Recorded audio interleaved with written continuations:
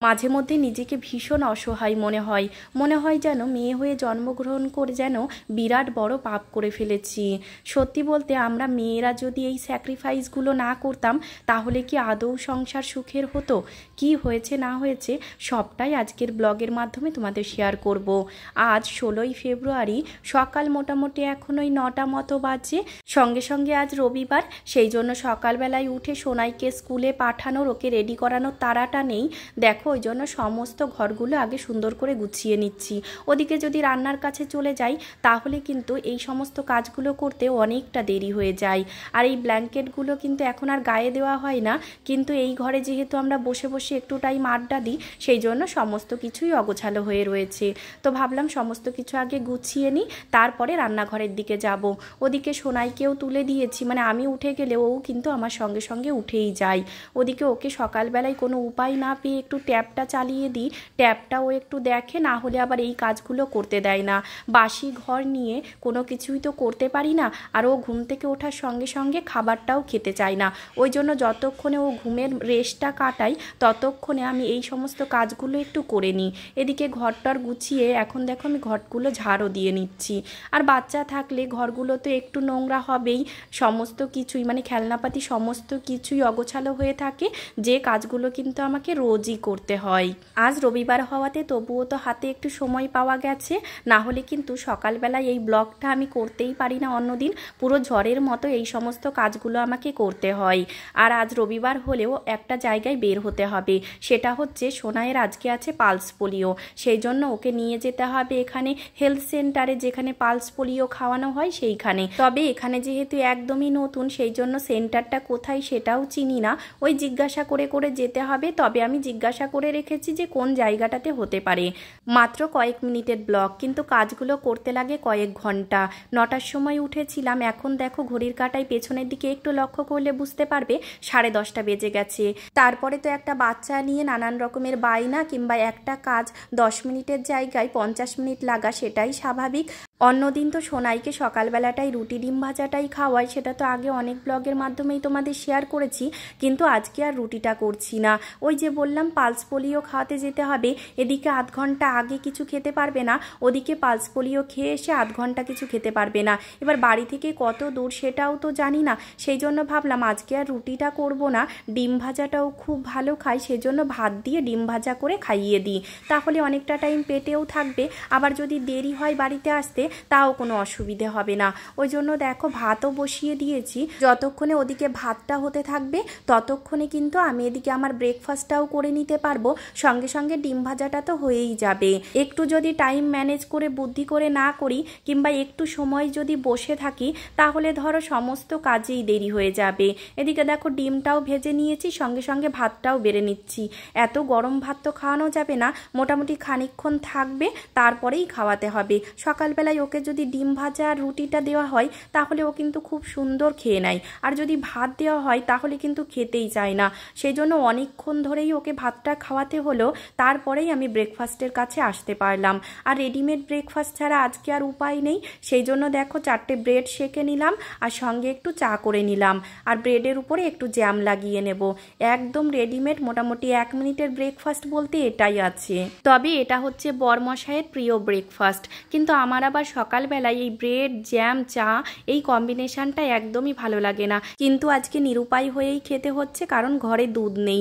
দুধ থাকলে আমার আবার চিন্তা লাগে না, কারণ দুধ দিয়ে ওটস কর্নফ্লেক্স মুড়ি যাই খাও সেটাই আমার সকালবেলার ব্রেকফাস্ট হিসাবে একদম ভীষণ প্রিয়। কিন্তু আজকে দুধ না থাকাতে বাধ্য হয়ে এটাই খেতে হলো। ব্রেকফাস্ট কমপ্লিট করে সোনাইকেও দেখো রেডি করিয়ে দিয়েছি, একদম ক্যাজুয়াল একটা টি শার্ট আর হাফ প্যান্ট পরিয়েছি, কারণ বাইরে প্রচণ্ড রোদ গরম, এখন কিন্তু একদম গরমকাল পড়ে গেছে। সেই জন্য নর্মাল টি শার্ট আর হাফ প্যান্ট পরিয়ে তারপরেই ওকে নিয়ে যাচ্ছি। জানি না ওখানে গিয়ে আবার কান্নাকাটি করবে কিনা। সকালে ঘুম থেকে ওঠার পর থেকেই কাজের ফিরিস্তি শেয়ার করতে করতে নিজেই হাঁপিয়ে গেলাম। যাই হোক, এটা তো রোজই করতে হয়, তবে একটা কথা বলি, রোজ একই রকম কাজ করতে না মাঝে মধ্যে ভীষণ বোরিং লাগে। এদিকে দেখো সোনাইকে পালস পোলিও খাইয়ে আমরা একটা মুদি দোকানে চলে এসেছি। ওই যে বললাম টুকিটাকি কিছু কিনতে হবে, এদিকে কলা ডিম ডিম, সুজি, আর সঙ্গে সঙ্গে তার বায়না আইসক্রিম নেবে, যেটা গরম পড়ার সঙ্গে সঙ্গে কোনো মতেই আটকাতে পারছি না। এত পরিমাণে আইসক্রিমের বায়না হয়েছে যে কোনো মতেই তাকে আটকানো যাচ্ছে না। বাড়ি আসতে আসতে মোটামুটি ওই 12:30 মতো বেজেই গেছিলো। সেই জন্য খানিকক্ষণ বসিয়ে মানে শরীর থেকে গরমটা কাটলে তারপরে তাকে স্নানও করিয়ে দিয়েছি। আর দেখো এদিকে তার দুষ্টুমি লেগেই রয়েছে। আইসক্রিম তো খেলোই, দেখো আইসক্রিম খেয়ে মুখটা পুরো লাল করে নিয়েছে। তারপরে এখন আবার বরফ কিভাবে চিবিয়ে খাচ্ছে। গরমটা পড়ার সঙ্গে সঙ্গে তার এত পরিমাণে ঠান্ডা জিনিস নিয়ে বায়না হয়েছে যেটা কোনো মতেই আটকানো যাচ্ছে না। যাই হোক, ওদিকে ওকে টিভিটা চালিয়ে দিয়েছি।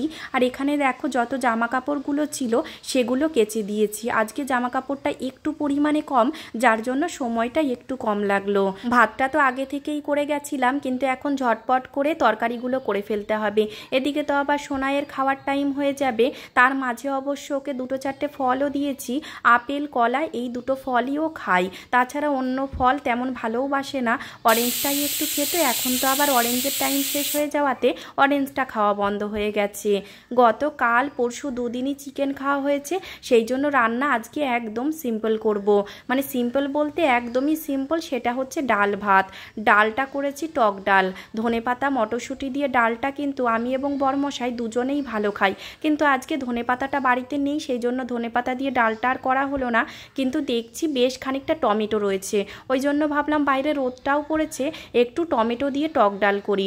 সঙ্গে একটু বেগুন ভাজা, একটু আলু ভাজা আর বাঁধাকপির ঘন্ট। মানে যে সমস্ত সবজিগুলো ঘরে রয়েছে ইনিয়ে বিনিয়ে এখন সেগুলোই খেতে হবে।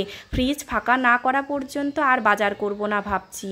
না হলে না পুরনো সবজিগুলো কেমন যেন শুকনো শুকনো লাল লাল হয়ে যায়, সেগুলো আর রান্না করতে ইচ্ছে করে না। আর টাটকা টাটকা সবজিগুলো দেখে মনে হয় যেন সেগুলোই রান্না করি। সেই জন্য এবার ভেবেই নিয়েছি যতক্ষণে না ফ্রিজের সবজি ফাঁকা হচ্ছে ততক্ষণ পর্যন্ত আর বাজারই করব না। এদিকে দেখো ডালটাও আমার প্রায় হয়ে এলো। আর ছোট কড়াইতেই করেছি, কোনো কিছুতেই আর বড় কড়াই এঁঠো করিনি। যত বাসন হবে সবটা তো নিজেকেই মাজতে হবে, সেই জন্য টাইম ম্যানেজ থেকে শুরু করে রান্নাবান্নার ম্যানেজটা সমস্ত কিছু কিন্তু ব্রেনে ছক কষেই নিতে হয়। দেখো না, আলু আর বেগুনটা ভাজতে ভাজতে আমার বাঁধাকপিটা কাটা হয়ে গেল, এদিকে আলু বেগুন ভাজাও হয়ে গেল, ওদিকে বাঁধাকপি কেটে আমার ভাপানোও হয়ে গেল। আলু বেগুনটা নামিয়ে আমি ডালটা সিটি দিয়ে বাঁধাকপিটা ভাজা বসিয়ে দিলাম। মানে সমস্ত কিছু এভাবে এগোতে হয়, এদিকে টাইমটাও ম্যানেজ হয়ে যাবে, সঙ্গে সঙ্গে আমার বাসনও বেশি এঁঠো হবে না। ঠিক তেমনই ওদিকে তো বাঁধাকপিটা ভাজা বসানো রয়েছে। বাঁধাকপিটা ভাজা হতে এখন বেশ খানিকটা সময় লাগবে, সেটা সেদ্ধ হবে, ঢাকা দেওয়া রয়েছে, মাঝে মধ্যে একটু নাড়া দিতে হবে। ততক্ষণ তো একদমই সময় নষ্ট করা যাবে না।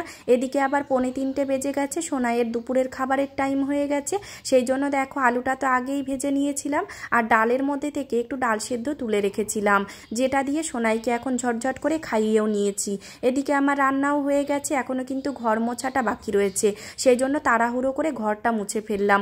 প্রথমে তো বললামই বাচ্চা থাকলে ঘর প্রচণ্ড পরিমাণে নোংরা হয়, একদিন যে ভাববো মুছবো না সেটা কিন্তু কোনো মতেই সম্ভব হয় না। কারণ খাবারগুলো কিন্তু খেতে গিয়ে অনেক কিছু নিচে ফেলে, আবার সেগুলোই আবার তুলে তুলে খাই, যেটা কিন্তু পেটের সমস্যার জন্য মুখ্য কারণ। সেই জন্য যত যা করি না করি ঘরটা কিন্তু আমি রোজই মুছি। সেই যে ঘুম থেকে উঠেছি এখনো পর্যন্ত কিন্তু দুদণ্ড বসার সময় পাইনি। এতক্ষণে মোটামুটি কোনো রকমে সমস্ত কাজ কমপ্লিট হলো। এদিকে রান্নাঘরও পরিষ্কার করে ফেলেছি, বাসনগুলোও মেজে ফেলেছি, সাংসারিক কাজ তো হয়ে গেছে। এখনো পর্যন্ত কিন্তু বড় একটা কাজ বাকিই থেকে গেছে, সেটা হচ্ছে পুজো দেওয়া। যতই ভাবি পুজোটা একটু তাড়াতাড়ি দেব, সেটা কিন্তু আর হয় না। আর সকালবেলায় উঠে যদি স্নান করে পুজো দিয়ে সমস্ত কাজবাজ করতে যাই তাহলে কিন্তু সোনাইয়ের আবার খাবার দাবারে অনেক দেরি হয়ে যায়, মানে রুটিনে গড়বড় হয়ে যায়। আজ তো তবু স্কুল নেই, অন্যদিন তো স্কুল থাকে। ঘুম থেকে উঠি ওকে খাইয়ে রেডি করিয়ে স্কুলে নিয়ে যেতে হয়, সেই জন্য কিন্তু সেই পুজো দিতে দিতে আমার দেরিই হয়ে যায়। সমস্ত কাজবাজ করে রান্নাবান্না করে ওকে খাইয়ে তারপরে পুজো দিয়ে তারপরেই আমার খাওয়া দাওয়া, এরকমই হয় রুটিনটা। নিজের খাবার দাবার বলতে আর কিছুই থাকে না, সমস্ত কিছুই নিজের ক্ষেত্রে বেনিয়ম। ওর ক্ষেত্রে কিন্তু ঠিকই আছে, কিন্তু নিজের ক্ষেত্রেই বড্ড বেনিয়মই হয়ে যাচ্ছি। নিজের ক্ষেত্রেই ছোট্ট ছোট্ট স্যাক্রিফাইসগুলো দিয়েই একটা সুন্দর সংসার তৈরি করার চেষ্টা করছি। জানি না আদৌ শেষ পর্যন্ত সফল হতে পারবো কি না। এই সুন্দর মিষ্টি মুহূর্তটার সঙ্গেই আজকের ব্লগটা শেষ করছি। কেমন লাগলো জানিও কিন্তু অবশ্যই।